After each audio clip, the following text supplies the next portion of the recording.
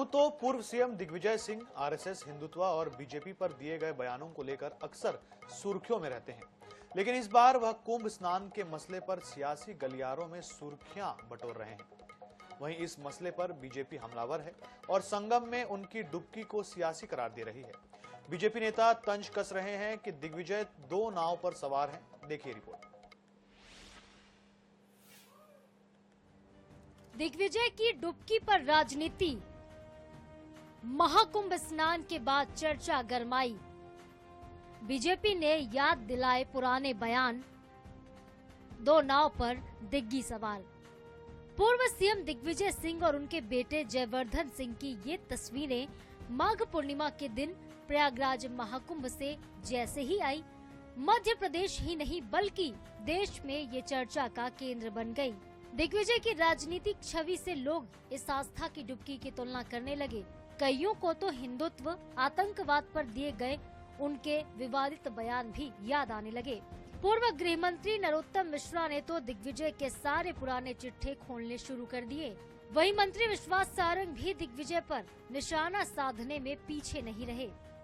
उनके स्वभाव में है दिग्विजय सिंह जी के में, दोनों नावों पे पैर रख के चलते रहते हैं और फिर थोड़े दिन बाद में उन्हें उज्जैन के अंदर पाकिस्तान जिंदाबाद का नारा, काजी साहब जिंदाबाद सुनाई देने लगता है।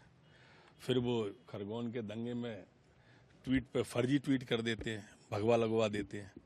तो ये उनकी मानसिकता है, इसको पूरा देश समझता है। डुबकी लगाने के बाद उन्होंने फिर गड़बड़ कर दी। डुबकी लगाने के बाद उन्हें कुंभ के सात्विकता पर, कुंभ की पुरातन परंपरा पर बात करनी थी, वहां भी राजनीति कराए।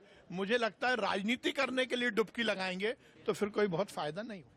वैसे डुबकी लगाने के बाद दिग्विजय सिंह ने कहा, मेरे लिए यह राजनीतिक विषय नहीं, आस्था का विषय है। पिछले 3 कुंभों से वो स्नान करते आ रहे हैं, लेकिन वे यहाँ राजनीति पर ना करते रहे। कुछ बातों को सियासी एंगल देते भी दिखे। उन्होंने उत्तर प्रदेश के मुख्यमंत्री योगी आदित्यनाथ को कुछ सुझाव दिए और कहा, कहीं न कहीं पिछले 3 कुंभ में मैं यहाँ पर स्नान करने आया हूँ। तब मुख्यमंत्री था तब भी आया था, उसके बाद भी, और अर्ध कुंभ में भी 2019 में आया था। तो इसलिए ये मेरे लिए कोई राजनीतिक बात नहीं है, मेरे लिए आस्था का प्रश्न है। हमें इस बात का दुख है कि जो एक दुर्घटना हुई है उसका हमें खेद प्रकट करते हैं। ऐसा नहीं होना चाहिए था, कहीं ना कहीं कमी रही। इधर दिग्विजय की डुबकी पर मध्य प्रदेश बीजेपी की तरफ से अब तक कई प्रतिक्रियाएं आ चुकी हैं। बीजेपी के दिग्गज नेता दिग्गी राजा को घेरते नजर आ रहे हैं, उन्हें दो नाव पर सवार बताने लगे हैं। तो ऐसे में कांग्रेस नेता भी कमर कसते नजर आ रहे हैं।